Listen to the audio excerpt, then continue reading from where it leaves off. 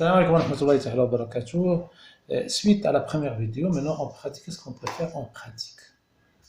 Vous êtes marocain, vous êtes un étranger, vous êtes cloué dans votre appartement, vous descendez dans la cave, dans les abris en cas de bombe, vous avez l'issue, vous ne savez pas quand est-ce que vous allez partir, tout est sombre, peut-être que vous n'avez pas assez d'argent, vous n'arrivez pas à gérer la situation. Qu'est-ce qu'il faut faire?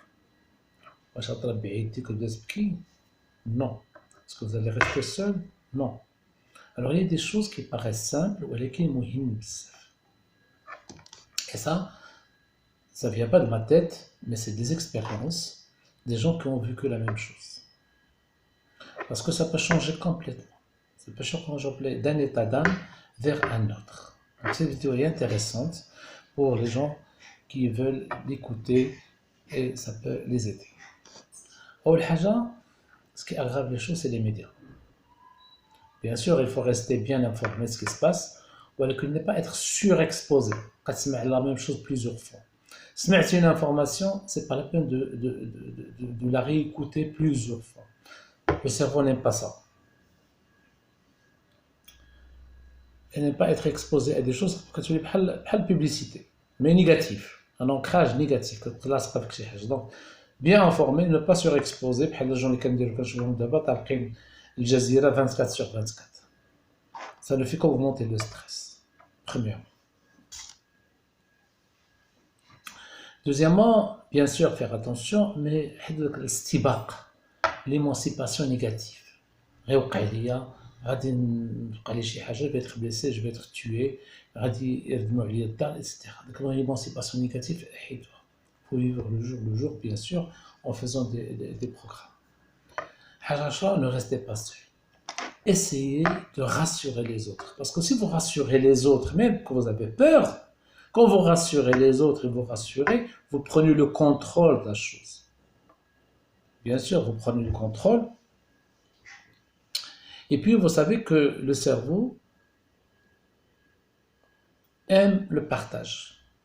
Donc, si vous êtes plusieurs, vous restez en communication et vous rassurez les autres, même si vous n'êtes pas rassuré, c'est-à-dire que vous allez prendre le dessus. Et bien tout ça lèche pour passer à de la phase difficile. Le cas difficile, vous allez passer d'une façon, je dirais, acceptable et vous passez les choses.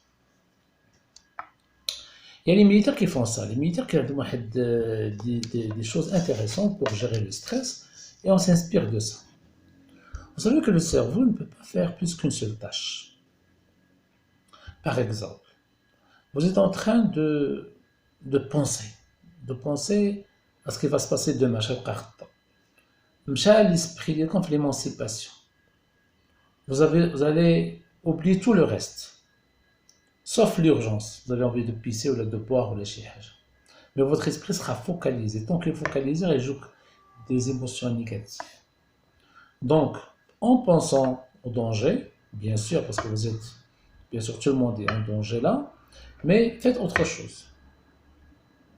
Prenez par exemple un livre où vous voyez par exemple pour remémorer ce qui s'est passé avant, pensez à autre chose, indirectement, allez préparer quelque chose, allez écrire quelque chose, regardez, oui, regardez quelque chose d'autre.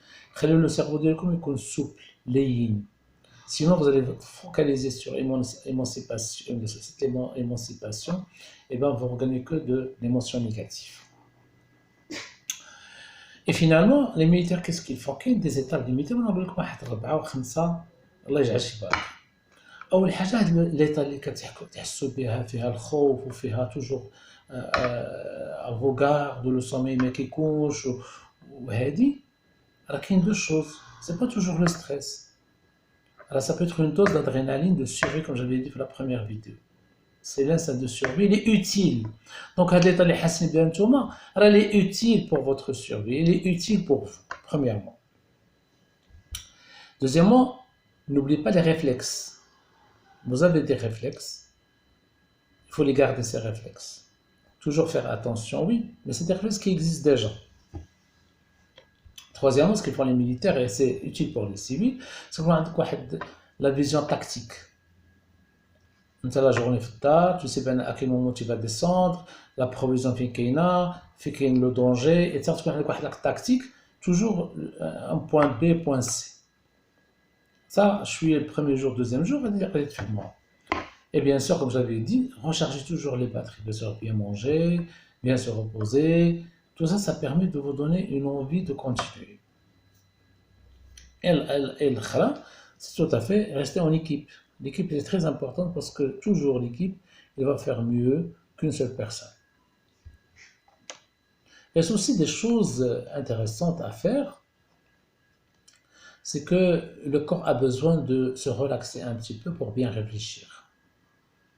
S'allonger sur le dos, fermer les yeux, faire une respiration profonde, relaxez-vous. Ça permet de vous donner une envie de continuer.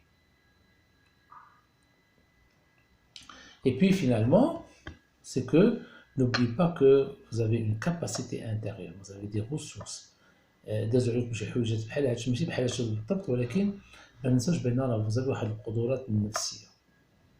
OK. Bien, si vous appliquez ces choses-là, bien sûr, c'est pas évident, je le dis, c'est pas évident, mais ça peut changer complètement votre façon de voir les choses. Allez, à très bientôt, Inch'Allah.